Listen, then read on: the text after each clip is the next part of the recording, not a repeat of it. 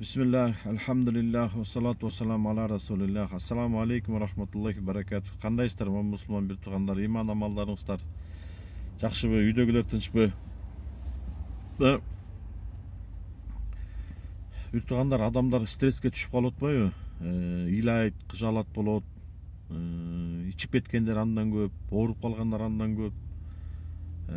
Ошо кыжалат болгон себептен, көп нерсени ойлогон себептен адамдар көптөгөн ооруларга чалдыгып атат. Ушул кыжалатка, стресске түшпөгөндүн, ошол стресстен чыгуунун жолдору бар да, бир туугандар. Үч нерсе бар. Караңыздар, ошону биз жакшылап түшүнүп алсак. Мен устасым үйрөткөн. Үч нерсе бар. Гам деген бар, кыжалат деген бар, анан пикир деген бар. Гам деген сөз бар, кыргызда билесиздер. Гамды болуш керек, гамданбайлыбы деп калабыз го. Гам деген эмне? Гам деген пайдалуу нерсенин жоктугунан келип чыккан ой гам деп айтылат да. Мисалы, менин келинчегим үйдө туз жок десе, мага ой келет. Үйдө туз жок болсо, нандын, тамактын, салаттын, кыскасы үйдөгү тамак аштын даамы жок болуп калат. Туз жок болгон себептенчи. Ошол гам деп айтылат.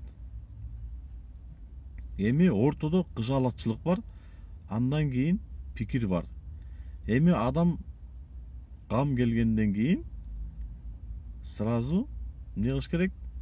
Пикирге өтүш керек да. Пикир деген эмне? Пикир деген, мисалы, туз жок деп менин келинчегим айтса, мага ой келет.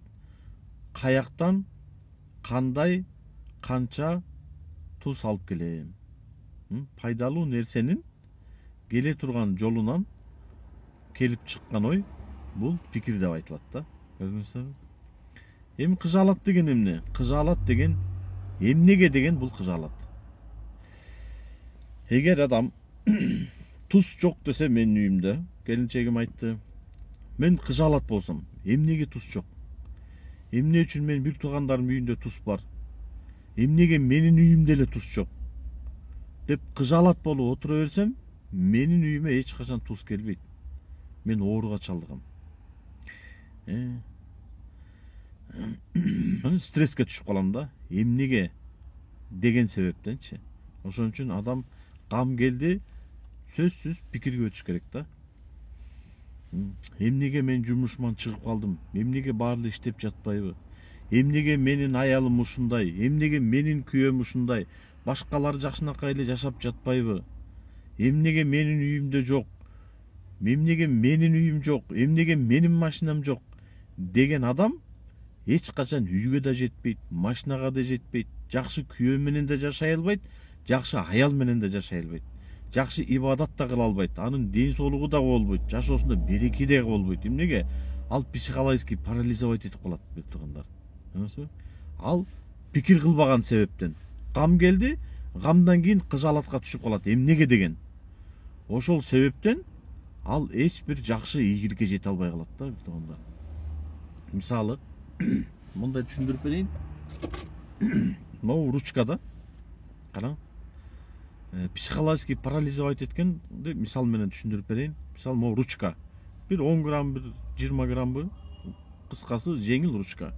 Ушуну мен көпкө чейин көтөрүп турсам, 1 саат көтөрөйүн, 2 саат көтөрөйүн, 3 саат көтөрөйүн, 4 саат көтөрүп турсаң, кичинекей ручка эмне болот?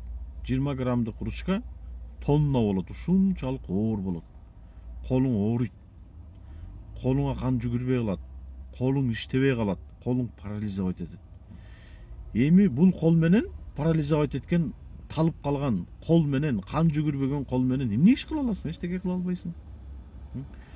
Эми бул кол менен жакшы иш кылыш үчүн мен ручканы ташташым керек.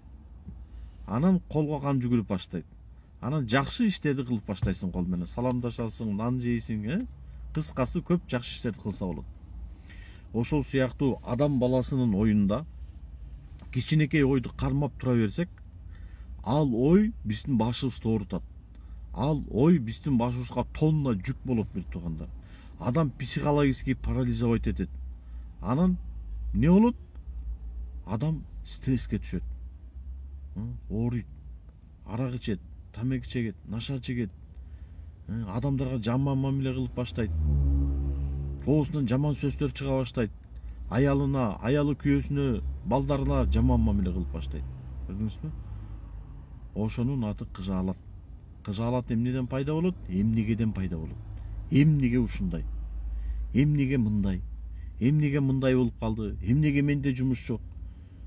Деп адам кыжаалатка түшпөш керек. Эмнегенин себебинен. Мисалы жумуштан бошодуңузбу? Жумуштан бошогондо сизге кам келет. Мен жумуштан чыгып калдым. Менде акча жок. Продукт алайын десем акча жок. Кийинейин десем акча жок. Үйдөгү кыскасы муктаждыктарды бүтүрөйүн десең сизде тыйын жок. Акча жок. Эми сразу адам пикир көчүш керек. Канткенде мен үйгө акча таап келем. Кайсы жол менен, кандай иш кылышым керек? Таксибайт этемби? Грузчик болуп иштейинби? Соода кыламбы? Базарга чыгып. Кыскасы кантип үйгө акча таап келип адал жол менен кантип муктаждыктарымды бүтүрөм деген бул пикир болот. Көрдүңүздөрбү? Ошон үчүн мусулман бир туугандар, эгер сиз азыр стрессте болсоңуз, ошол келген камдын себебинен стресске түшүп калсаңыз, сиз эми пикир кылыңыз, ошондон чыгуу пикирин. Ошол бизге келген кыжаалатты чечүү жолун ойлонуңуз. Кантип чечем мен ошол жолун депчи. Аракет кылсаңыз, Аллах Таала сизге сөзсүз жол ачып берет. Сиз стресске түшпөйсүз, ооруга чалдыкпайсыз. Настроенияңыз да түшпөйт. Жаман сөз сүйлөбөйсүз. Адамдарга жылуу, жакшы мамилеңиз өзгөрбөйт. Көрдүңүзбү, бир туугандар? Адамга зыян бербейсиз, өзүңүзгө дагы зыян бербейсиз, бир туугандар. Аллах Таала баардыгыбызды туура жолдон адаштырбасын. Ассаламу алейкум ва рахматуллахи ва баракатуху.